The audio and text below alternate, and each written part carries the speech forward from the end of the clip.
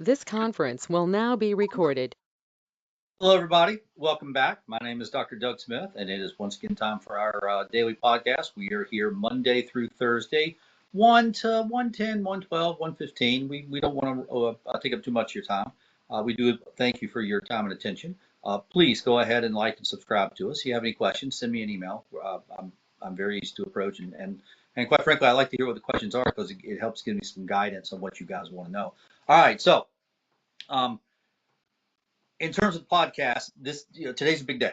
All right, because let's look at where we are and what we've done. Now, remember, we're speaking directly to the people who have experienced opioid withdrawal. Okay, you remember the first time. None of you forget it. The reason you can't forget it is because your epinephrine levels were sky high, and that burns the memory into your brain. It is a form of PTSD. Yes, that memory is burned into your brain.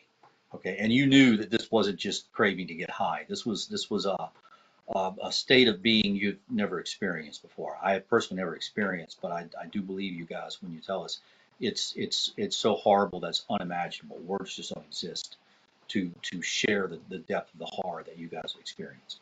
What's actually going on with you guys is a loss of control of the nerves that control the organs and organ systems. Okay, how do we know that? Well, let's go back and look. Remember, we started back in 1963. We could have started previously. We picked 1963. That's the Gunn study, Gunne. Go back and watch the first podcast.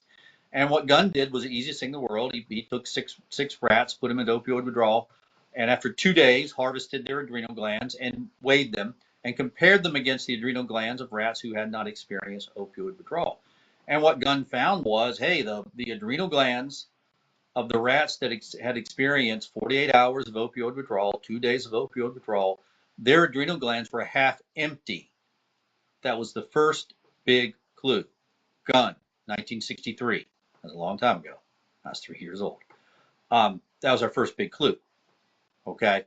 Uh, and remember, we're saying Gunn didn't answer any questions. Gunn just helped us raise the right questions. Okay, if you can't ask the right questions, you're not going to get the right answers. That's the way science works. So then we jumped ahead to 1968, Kara Brody. And what Kara Brody did was they checked the urine on rats who'd been in opioid withdrawal for a couple of days. And lo and behold, the urine of rats that had been in opioid withdrawal was full of the metabolites of adrenaline. So now we're getting we're seeing some consistency here. We're starting to see a pattern. Gunn saw that half the adrenal gland was empty, and Cara Brody found that the bladder was full of the metabolites of adrenaline. Now that means the body had metabolized it. The adrenaline had done its thing, and the body wanted to get rid of it, discard it. Okay. In fact, the half-life of adrenaline is only about 2.5 minutes, so it gets filtered out of the body really quickly. I mean, think about it. What if every molecule of adrenaline you'd ever had in your entire lifetime was floating around in your body? You wouldn't be a very effective person. You'd be haywired. Um, uh, and so the body's got to get rid of the adrenaline pretty quickly, and it does it through metabolism. So we then jumped ahead to the very important study in 1990. That was a Dell study, and Dell did what's called direct observation.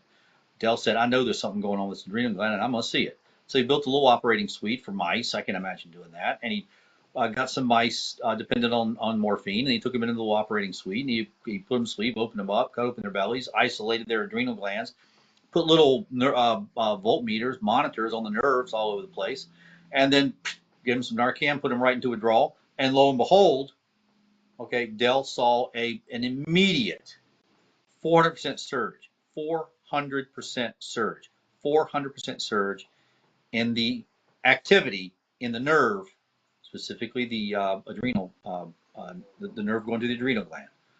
Okay, the sympathetic nerve going to the adrenal gland. That's why if you try to look at the cell, you'll see SNA, sympathetic nerve activity. 400% surge in sympathetic nerve activity.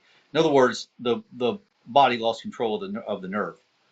Okay, you go into withdrawal and your body loses control of the nerve, control of the adrenal gland. Well, guess what happens when you lose control of the nerve, control of the adrenal gland? You lose control of the adrenal gland, so what Dell did, he had a little catheter in the vein, and he drew blood, and sure enough, as soon as a nerve went haywire, and as soon as a nerve showed 400% surge in sympathetic nerve activity, boom, here it comes, big old massive 20-fold surge in epinephrine.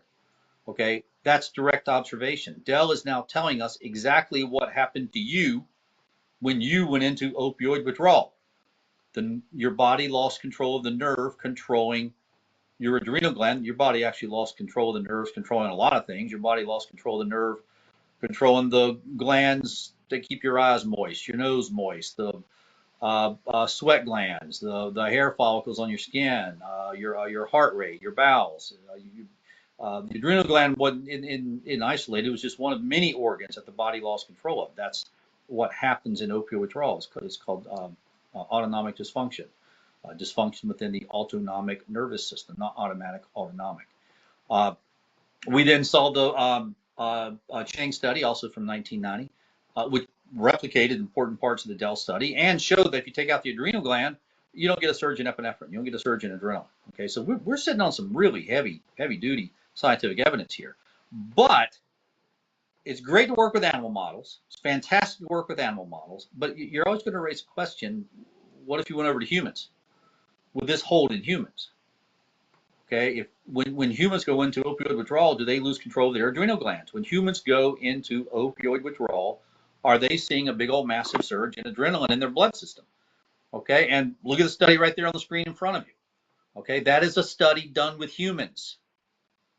That is a study done with humans. And it's stunningly identical to the study done with the rats. Okay, this is an interesting study. I like this study. We'll spend quite a bit of time talking about the study, not all today, just a few minutes today. This is Kienbaum. This is from 1998. Kienbaum was an anesthesiologist in Germany. This is from the German anesthesiology literature. Okay, yeah, we'll go worldwide to gather the information we need to gather. This article should have had a profound effect on the United States, but it just got overlooked. Okay, and what Kienbaum did was not, he went down to the methadone clinic and got some volunteers, 11 I think. He went down to the methadone clinic, got some volunteers, and I'm sure he paid them, and said, look, we're going to put you to sleep. We're going to put you under anesthesia, and then we're going to give you some Narcan, and we're going to see what happens. Okay, very much identical to what Dell did with the mice, except Dell didn't really have to explain it to the mice. Mice don't have civil rights, so you don't have to do informed consent with mice. You just do it, which is why you'll hear me say, do not get resurrected as a laboratory rat. It's a short, brutal life. But Kienbaum got, I think it was 11 volunteers from the methadone clinic, said, hey, we're going to put you to sleep with anesthesia, then we're going to give you some Narcan. We're going to put you into opioid withdrawal. We're going to draw some blood. We're going to see what's going on when you go into opioid withdrawal. And lo and behold, okay, now remember, Dell saw a 20-fold, I take that back. Dell saw a 30-fold surge in epinephrine in the bloodstream. Dell saw no. It is hard to keep the study straight. I apologize. Dell saw a 20-fold surge in epinephrine.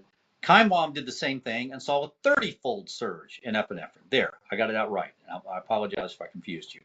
Dell saw a 20-fold surge. Kienbaum saw a 30-fold surge. Dell saw a 20-fold surge in mice. Kienbaum saw a 30-fold surge in humans.